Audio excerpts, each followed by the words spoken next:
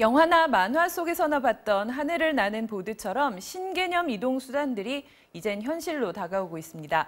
전동 킥보드와 전기 자전거 등이 급속하게 대중화되면서 관련 시장도 급성장세인데요.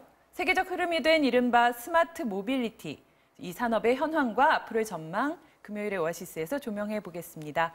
신기주 에스콰이어 편집장 나오셨습니다. 어서 오세요. 네, 안녕하세요. 네.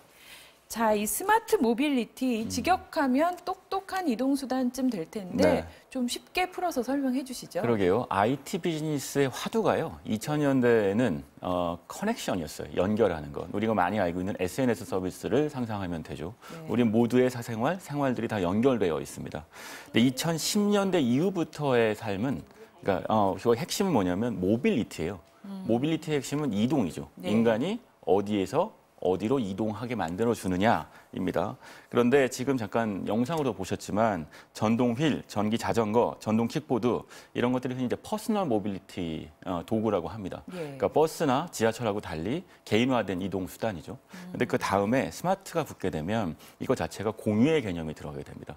이 자체를 내가 타고 가서 들고 어디에 파킹해 놓을 필요가 없고 누구한테 다른 사람한테 공유해주고 그 사람이 다시 타고 가게 만들어주는 거죠. 네. 이런 공유 개념이 등장하게 되면 이제 이 효과가 산무 효과라고 표현되는 결과가 나오게 될 텐데 네. 교통 체증이 없고요. 교통 공해가 없고요. 교통 사고가 많이 줄어들게 되겠죠. 네. 네. 자, 그래도 아직까지는 이 IT 기기 다루는데 익숙한 젊은 층에서만 좀 유행이 아닌가 싶기도 한데 관련 산업이 급성장세를 보이고 있다고요? 네, 사실 일단 10대, 20대들한테 집중적으로 확산되고 있는 것도 맞고요. 미국 시장에서도 확실히 맞습니다만 저 같은 아저씨도 많이 활용합니다. 네.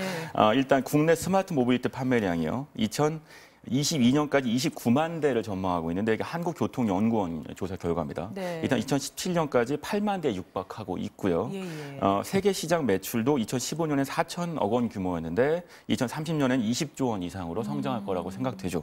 특히 중국하고 일본 같은 시장이 매년 200% 이상 성장하고 있으니까 성장세가 굉장히 고속입니다. 네. 네, 그렇군요. 자, 이런 신개념 친환경 이동수단이 이제 보편화되면서 공유 서비스까지 등장하고 있다고 하죠. 네, 사실 공유 경제 또는 공유 차량 하면 대표적으로 서비스 생각하는 게 우버가 있죠. 네. 또는 중국의 디디싱추 이런 회사들이 있습니다. 이런 회사들이 자동차를 공유한다는 개념을 보편화시켰죠. 이제까지 자동차는 특히 한국에서는 여전히 재산의 개념이죠. 내 것. 내가 갖고 있는 차, 집 다음에 가장 비싼 재산 이런 개념이 있습니다만 차량이 공유될 수 있다라는 개념을 만들었고 그게 이제 작은 퍼스널 모빌리티 수단까지도 확산되고 있는 겁니다. 네. 그러니까 특히 이제 택시를 타기에는 좀 가깝다 싶은 네. 거리를 탈 때는 이런 식의 그 전동 킥보드를 활용해서 이제 단거리 이동하는 공유 서비스가 활성화되고 있고 네. 그게 한국에서도 지난 9월에 전동 킥보드 공유 서비스가 등장했고 이미 많이 확산되고 있는 추세죠. 네. 네, 어떤 식으로 그러면 그 공유 서비스를 이용하게 되나요? 스마트폰에 애플리케이션을 깔고요. 애플리케이션을 통해서 자기 근처에 있는 전동 킥보드가 어딘지 위치를 확인하고 네. 가서 QR코드를 통해서 그 서비스를 이용할 수 있게 등록을 하면 그러면 시간당 결제가 되면서 네. 단거리를 이용할 수 있게 되는 거죠. 아, 예.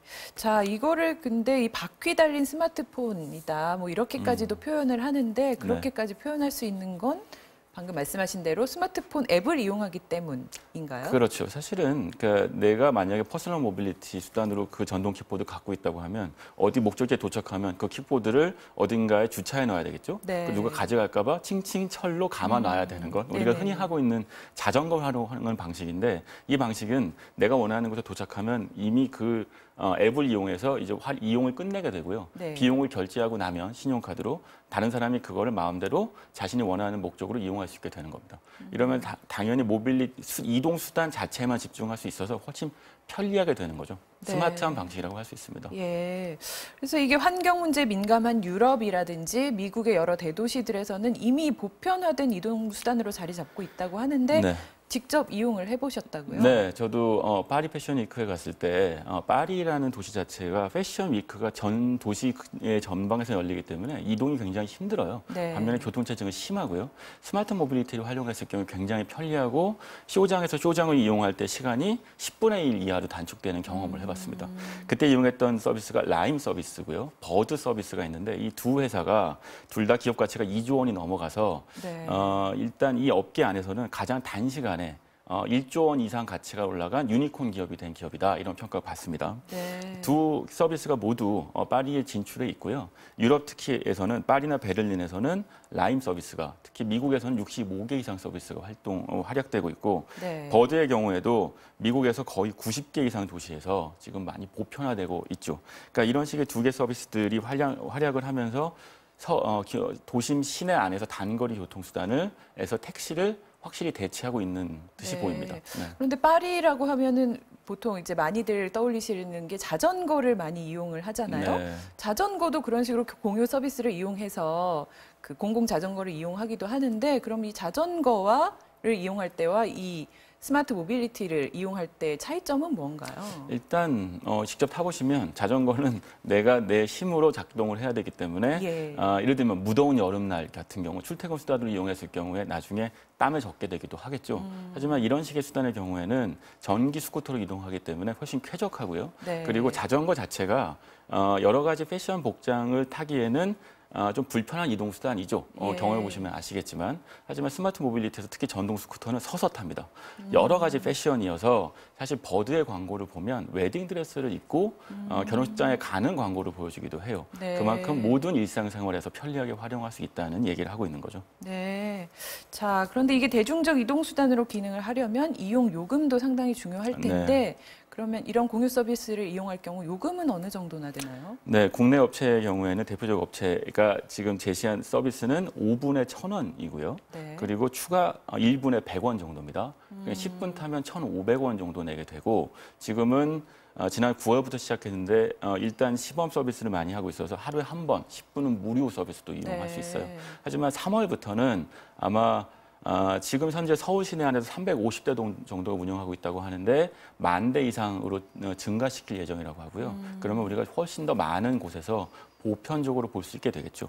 그럼 비용 역시도 합리화돼서 더 싸지거나 또 경쟁 업체가 증가하면서 더 많은 혜택이 주어질 수도 있을 겁니다. 네. 자, 그런데 이런 전동형 이동 수단은 아무래도 이 안전 문제가 가장 큰 고민거리일 텐데요. 이 안전사고로 인한 피해 사례도 또 끊이지 않고 있잖아요. 네, 사실 이게 전동 킥보드 이용하려면요, 그 자격증이 필요해요. 네. 단순하게 그냥 빌리면 탈 수 있는 게 아니라 원동기 면허가 있어서 2종 원동기 장치 면허 또는 2종 자동차 운전 면허가 있어야 됩니다. 네. 그러니까 이런 식의 운전 면허를 요구하는 건 기본적으로 교통 환경 안에서 교통 흐름을 읽을 수 있는 자격이 있어야 된다고 보는 것이고요. 그 1차적으로 이런 것이 안전 문제에 대한 어떤 방지책이라고 할 수 있겠죠.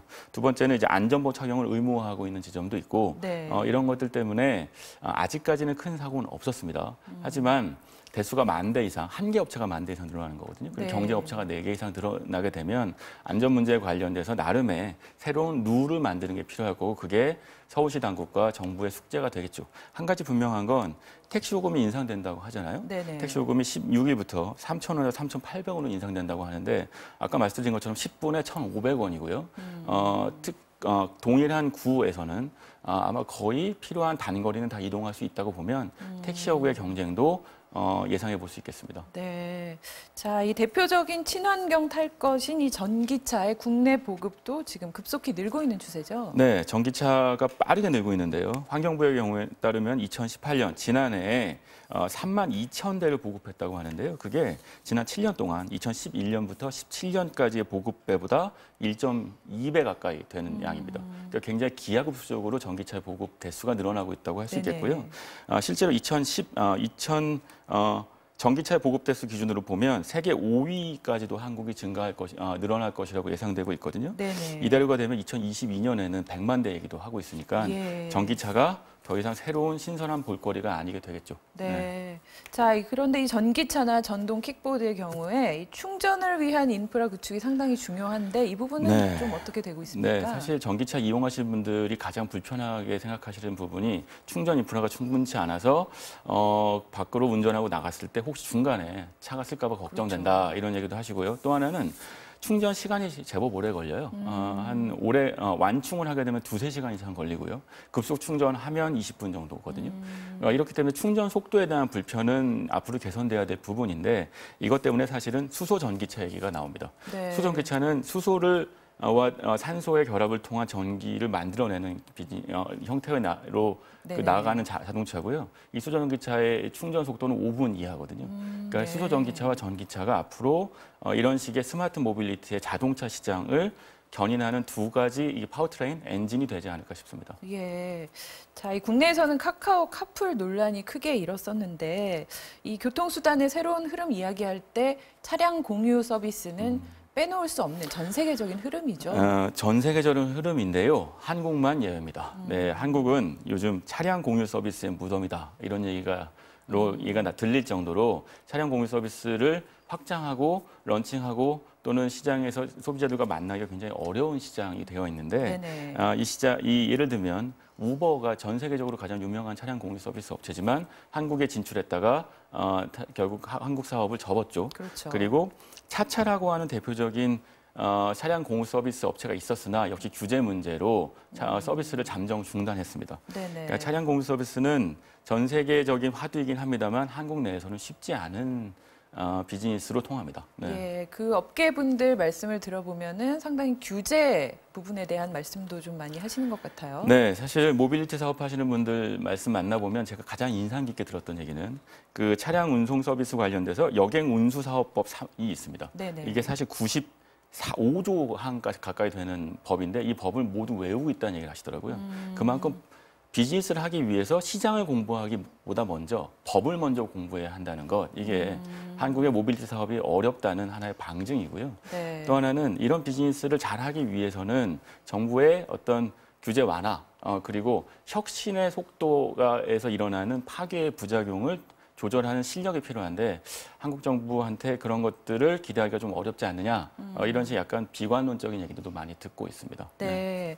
그래서 지금 카풀은 일단 중단이 됐는데 그 다른 형태의 방금 말씀하신 여객 운수 사업법의 그 조항을 잘 해석한 또 그런 서비스는 지금 현재 진행되고 있는 것이 있죠. 네, 이게 타다 서비스인데요. 이른바 카니발이라고 하는 11인승 이상의 차량을 이용해서 이제 차량 공유 서비스를 하는 비즈니스인데 말씀하신 것처럼 여객 운수 사업법의 어떤 다른 틈새를 이용해서 이 서비스가 가능하게 되었죠. 네. 예. 자, 이 IT 기업들과 스타트업 업체들이 앞다퉈 뛰어들고 있는 차량 공유 시장, 어떤 식으로 서비스가 이루어지는지 관련 뉴스 잠깐 보시겠습니다. 고객이 휴대전화로 목적지를 설정하면 보유하고 있는 승합차 300대 가운데 주변에 대기하고 있던 차를 연결합니다. 실제로 같은 시간에 광화문에서 상암동까지 똑같은 거리를 두 사람이 타봤습니다. 택시는 11,500원. 승차 공유 서비스는 13,000원으로 13% 더 나왔습니다. 택시보다는 다소 비싼 요금이지만 그래도 승차 공유 서비스를 이용하려는 고객들은 끊임없이 이어지고 있습니다. 오디오 음량과 내부 온도를 승객에게 묻고 승객이 말을 걸지 않으면 먼저 말하지 않도록 규정했습니다. 말이 없이 그냥 가는 게 제일 좋다고 하시더라고요. 그러니까 먼저 말을 걸지 않으시나요? 네, 맞습니다. 스타트업과 IT 공룡 기업들은 출퇴근 시간과 늦은 밤, 날씨가 나쁠 때 택시 부족 현상이 두드러진다는 데이터를 근거로 승객 불편을 해소하고 수익도 얻을 수 있겠다는 계산을 바탕으로 앞다퉈 시장에 뛰어들고 있습니다. 자, 확실히 택시를 이용하는 것과는 이용 방식이 많이 다른데 지금 논의가 중단된 카풀 서비스의 경우는 그 운전자의 승객의 안전 보장 문제가 중요하게 거론이 됐었잖아요.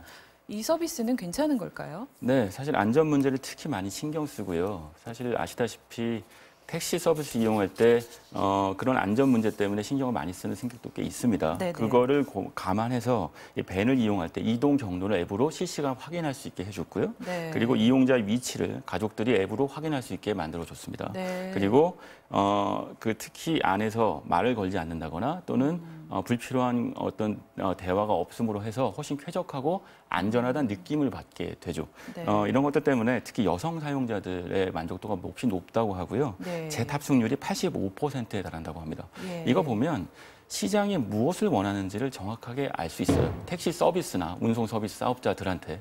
근데 이런 얘기들 많이 하죠. 모빌리티 사업을 하시는 스마트 모빌리티 업자들한테 이 얘기를 하면 시장이 원하니 반드시 문제들은 풀릴 것이다. 시장을 이긴 정부가 없다. 시장을 이기는 규제도 없을 것이다 라고 얘기하면 이제까지 한국의 사례는 정부가 이런 식의 시장을 많이 이겨왔던 건 아니냐라는 비관론을 얘기하기도 해서 특히 이런 문제들을 올해 많이 풀어서 올해가 바로 스마트 모빌리티의 원년이 되게 만들어야 한다고 많이들 얘기합니다. 네. 자, 오늘 내용 종합해 보면 이 전동 킥보드나 밴 같은 이 차량을 공유하는 비즈니스가 지금 전 세계 모빌리티 차량 그 시장의 흐름이다. 맞습니다. 이렇게 볼 수 있는 거죠. 이 포인트는 이거 같아요. 우리는 자동차 강국입니다. 현대 기아 자동차라고 하는 전 세계 5위권 안에 있는 막강한 자동차 비즈니스 사업체가 갖고 있죠. 근데 이 사업체가 혁신이 필요해요. 네. 근데 그 혁신은 스마트 모빌리티라고 하는 시장과 결합돼야만 하는 거죠. 차량이 공유되고 모두가 자동차 이외에 다른 퍼스널 모빌리티 탈 것을 타는 세상, 시장과 함께 결합돼야만 현대기아 자동차도 발전할 수 있겠죠. 현대기아 자동차가 최근에 얘기한 게 우리는 자동차 제조사가 아니고 스마트 모빌리티 솔루션 회사다라고 스스로 재정의했습니다. 네. 이게 세계 자동차 비즈니스가 어디로 가고 있는지를 보여주고 있고 그걸 위해서 한국 시장이 혁신해야 되는 이유가 되겠죠. 네. 자, 금요일의 오아시스는 여기서 마무리하겠습니다. 신기주 에스콰이어 편집장과 함께했고요. 오늘 말씀도 고맙습니다.